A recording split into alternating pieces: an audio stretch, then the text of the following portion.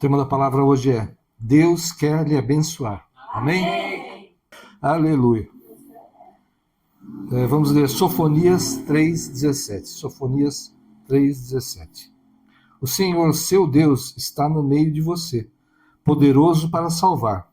Ele ficará muito contente com você. Ele renovará no seu amor e se encherá de júbilo por causa de você. Amém? O Senhor quer se alegrar conosco. Aleluia. A alegria do Senhor é nossa força. Imagina o Senhor se alegrando conosco, então. Né? Na intercessão, Deus falou sobre os livros de Sofonias e Ageu, os profetas Sofonias e Ageu. Então vamos tentar entender as mensagens desses profetas e aplicá-las nas nossas vidas. Sofonias, ele traz predições de destruição de Judá e das nações ao redor. Mesmo o povo de Deus estava na idolatria. Não só aqueles que não conheciam o Senhor, até o povo de Deus estava na idolatria. Né? Acho que eu não falei. Sofonias teve o seu ministério um pouco antes do cativeiro na Babilônia. E Ageu, que é o outro profeta que Deus falou para a gente, ele teve o seu ministério logo depois que eles voltaram para Jerusalém para a reconstrução do templo. Então, seu ministério foi ali no tempo da reconstrução do templo. Então, é interessante, né? Um exatamente antes do cativeiro e o outro logo depois do cativeiro, e Deus falou desses dois profetas para nós na intercessão. Sofonias 1,7 fala assim: Cala-te diante do Senhor Jeová, porque o dia do Senhor está perto, porque o Senhor preparou o sacrifício e santificou os seus convidados. Então o povo de Deus estava na idolatria e havia grande injustiça na terra. Era tudo contrário à vontade de Deus ali em Judá.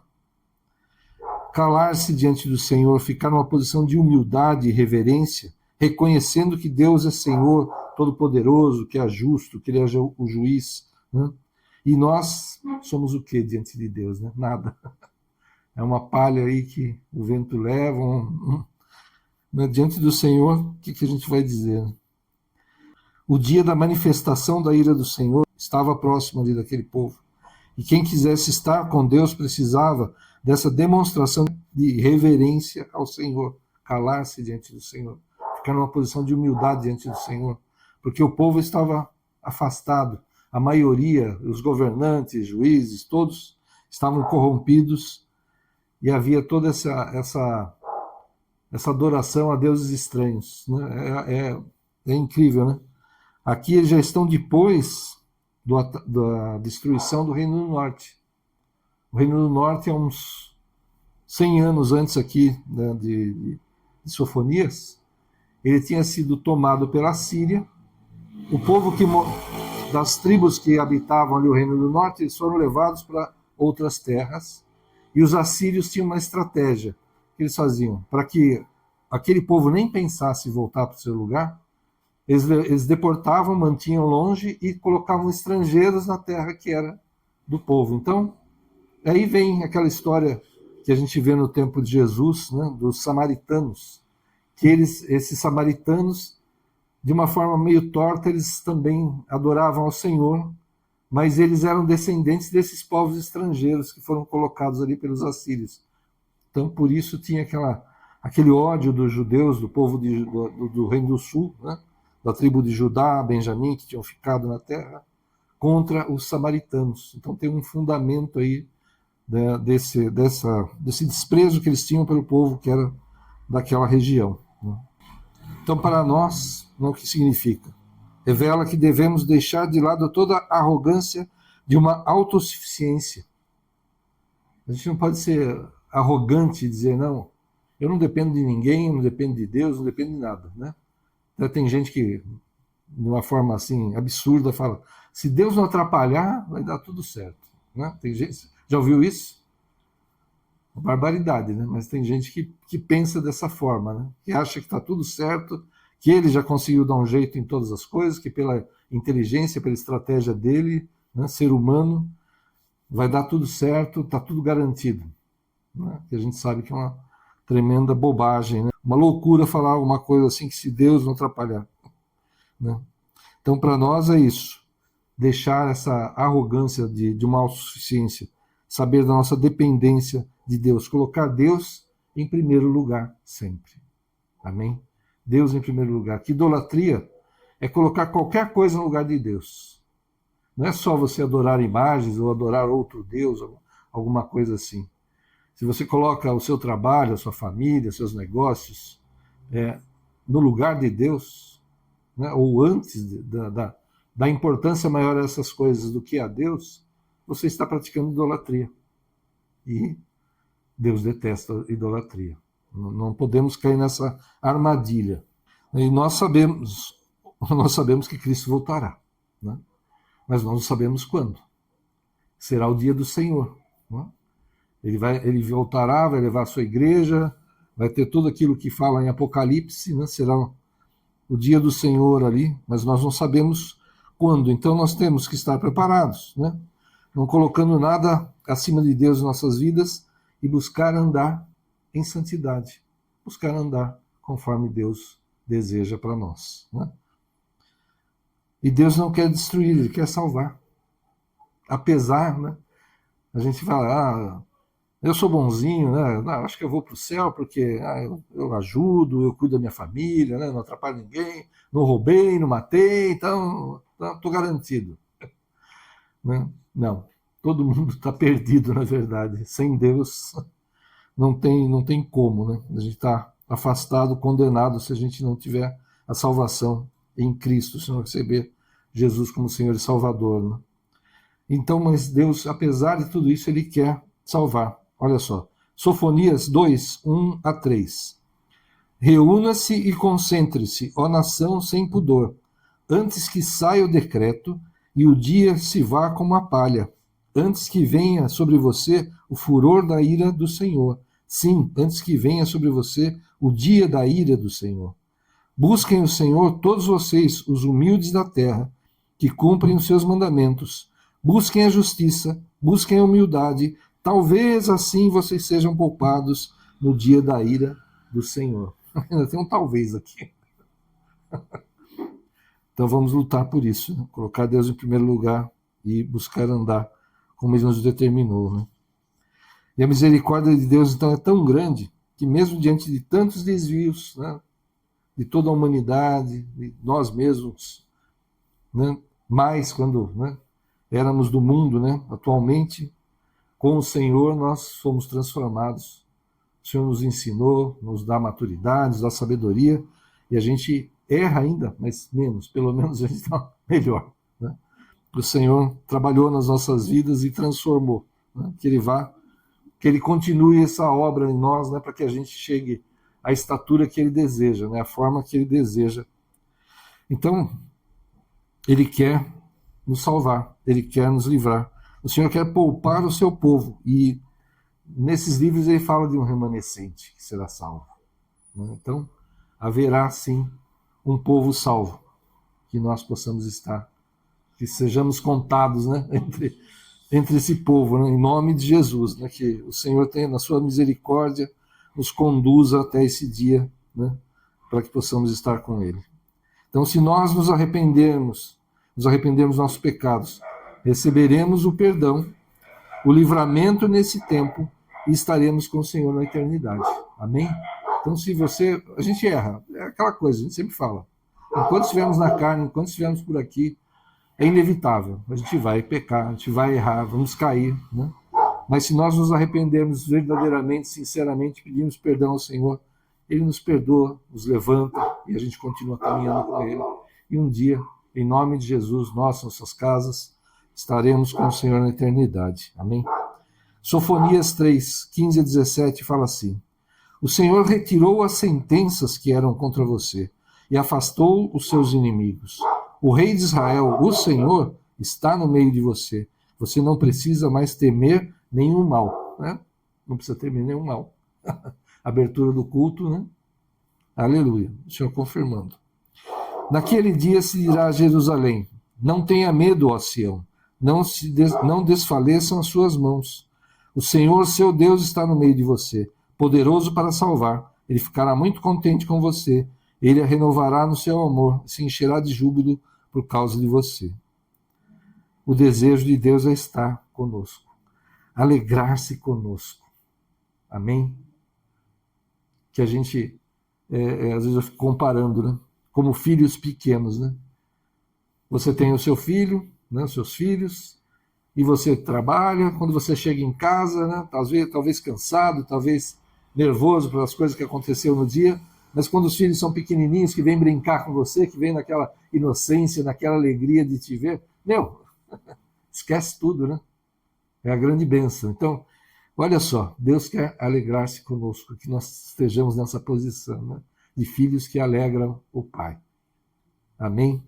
E essa alegria dele, com certeza, será revertida em maiores bênçãos ainda para as nossas vidas, né? Aleluia. Então, o desejo dele é estar conosco, alegrar-se conosco, renovar nossas forças, derramar sua graça sobre nós, que a gente sabe, não merecemos, né? Mas que ele derrama por amor, não por merecimento, mas apesar dos nossos pecados, ele continua derramando a sua graça, do seu cuidado, do seu zelo para conosco, né? E agora o profeta Ageu. Ele, junto com o profeta Zacarias, atuou para encorajar o povo que voltou do cativeiro na Babilônia a terminar a reconstrução do templo em Jerusalém. Por que terminar? O povo foi autorizado a voltar a Jerusalém para reconstruir o templo. E eles voltaram, eles começaram, levantaram o altar, começaram a fazer sacrifício ao Senhor, lançaram os alicerces do templo, mas veio a oposição, os ataques, as ameaças do povo em redor, que não queria, lógico que o povo de Deus estivesse forte novamente, queriam subjugar o povo. Mas eles, infelizmente, ficaram paralisados com isso. Então eles lançaram, fizeram um altar, começaram a sacrificar ao Senhor, né, como era a lei de Moisés, lançaram os alicerces, começaram a construção, mas pararam. E, por causa disso, eles se afastaram da obra, começaram a cuidar da sua vida, das suas casas, dos seus negócios, dos seus interesses, e abandonaram por 16 anos a obra do templo. 16 anos. Então, Deus levanta Ageu, levanta Zacarias, e aqui a gente está falando principalmente de Ageu, para reanimar o povo, para levar uma palavra do Senhor para esse povo, para que eles voltassem a construir o templo. E o que estava acontecendo? O povo não prosperava. Eles estavam cuidando das suas coisas, dos seus interesses. Mas muito do que eles produziam, né, que eram agricultores principalmente, criadores, né, de gado, eles perdiam. Eles produziam, perdiam, não prosperavam, não conseguiam ir para frente, ficavam patinando, vamos dizer assim. Aí o profeta chega e fala, por quê? Né? Por que está acontecendo isso com vocês? Porque vocês negligenciaram as coisas de Deus. Deus providenciou para que eles voltassem para reconstruir o templo, né? E eles vieram e se deixaram levar pelas ameaças do povo em redor. E pararam a construção por 16 anos. É interessante, quando eu estava preparando a palavra, eu lembrei. Davi é que quis construir um templo para o Senhor, né? Havia o tabernáculo, né, como Deus falou para Moisés que fosse feito, né? Era uma tenda, né? Que era móvel. Então eles desmontavam e montavam conforme o caso, mas eles estavam ali em Jerusalém, né? Então ali já poderiam ficar, já poderia haver uma coisa fixa. E Davi pensou assim, poxa, eu moro num palácio, né, numa casa maravilhosa, e o meu Deus está numa barraca, está numa coisa provisória. Não, isso não é possível, né? E ele quis construir o templo, para honrar ao Senhor. Ele mesmo reconhecia que prédio, que edifício pode conter o Senhor. Mas ele queria homenagear, ele queria fazer algo para honrar ao Senhor. E Deus falou para ele, eu nunca pedi um templo, uma casa, né? Mas eu recebo. Você não vai construir, né? Mas teu filho vai. E Salomão é que acabou construindo o templo ao Senhor. E aquilo virou um centro, um local de adoração, de sacrifício, que era feito no tabernáculo, passou a ser feito no templo. Né? Então, apesar de Deus não ter pedido, aquilo se tornou local de sacrifício, de busca ao Senhor, porque o Espírito Santo não era derramado naquela época. Né? Então, os sacerdotes, os profetas e Davi, o rei, né, tinham contato direto com Deus. Pouquíssimas pessoas tinham essa direção do Senhor, Deus falava com eles. O povo em geral tinha que ir e falar com o sacerdote, por exemplo, para que pudesse ter uma direção do Senhor. Né? Então, o templo tinha essa importância. E quando foi destruído pelos babilônios, né, levado todos os utensílios, depois foram devolvidos ali quando o povo voltou para Jerusalém, e eles negligenciaram isso. Não lutaram, né? Como Neemias depois vem para reconstruir as muralhas, né? Que não se deixou abalar, não se deixou parar por ninguém, eles pararam.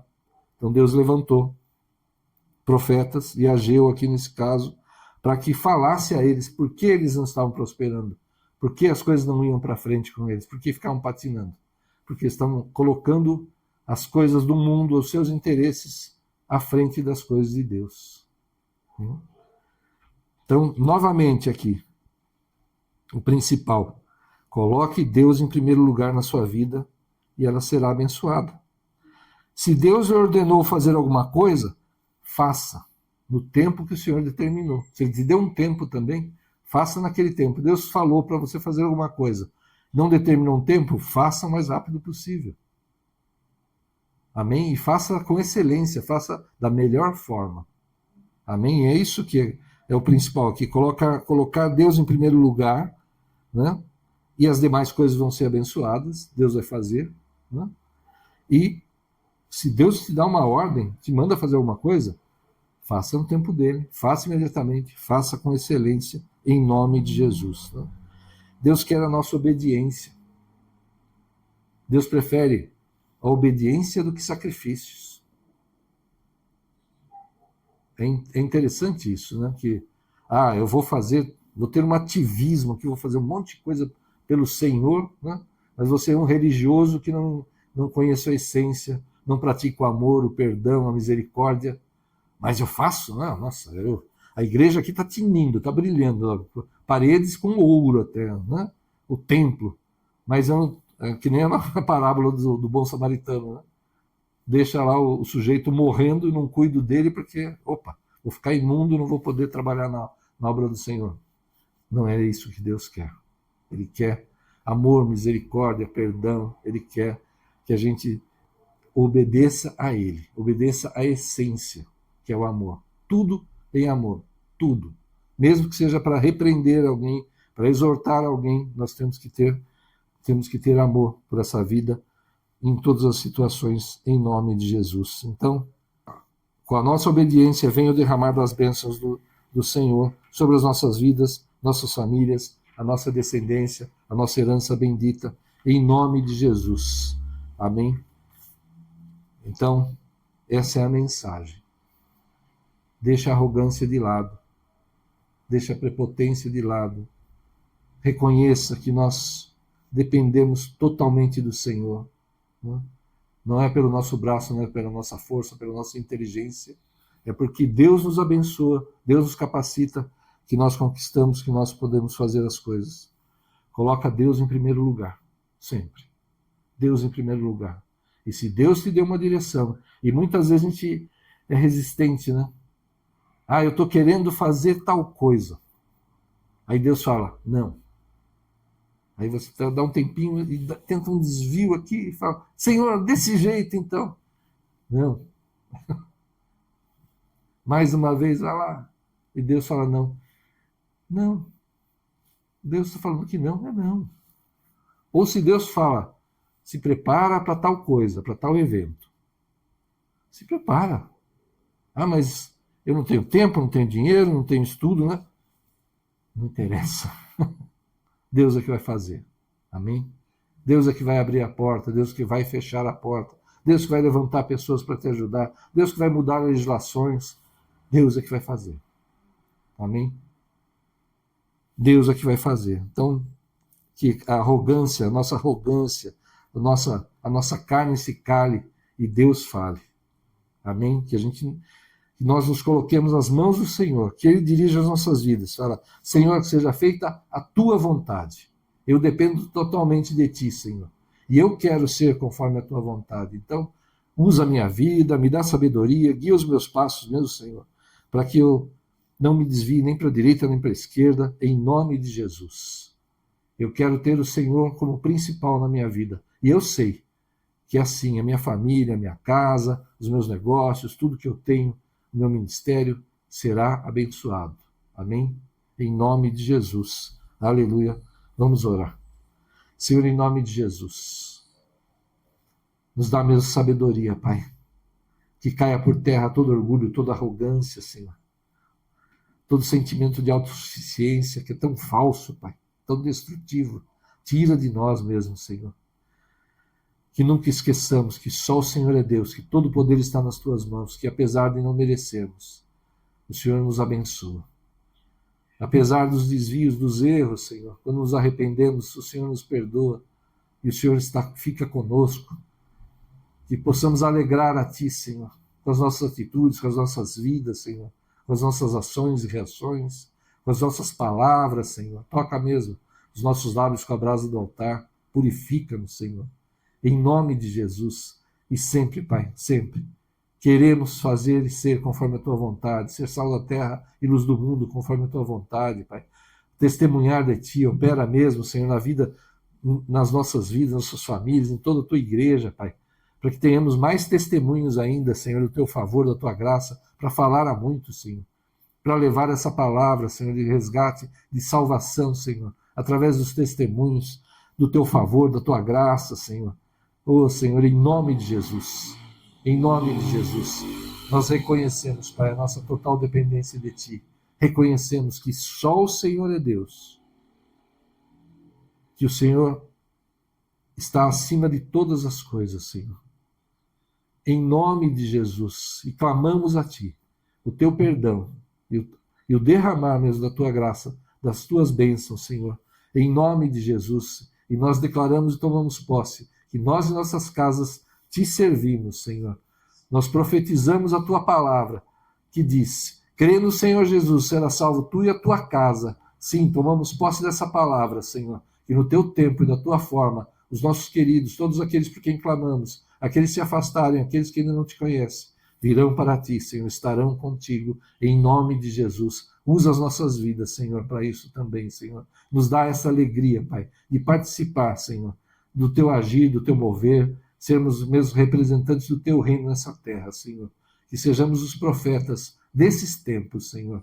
Oh, Pai, levando a Tua palavra, levando resgate, levando salvação, levantando o caído, Senhor. Oh, Pai, restaurando vidas, Pai, diante, oh, Senhor, de Ti e para a honra e para a glória do Teu nome. Vai debaixo dessa unção de viver as bênçãos do Senhor pela obediência, por saber que Deus é Deus. Deus é o Rei Supremo, excelso, que está acima de todas as coisas. Vai debaixo dessa unção para viver a vontade do Senhor, que é boa, perfeita e agradável. Vai em nome do Pai, do Filho e do Espírito Santo de Deus. Amém. Que Deus abençoe a todos. Aleluia. Glória a Deus.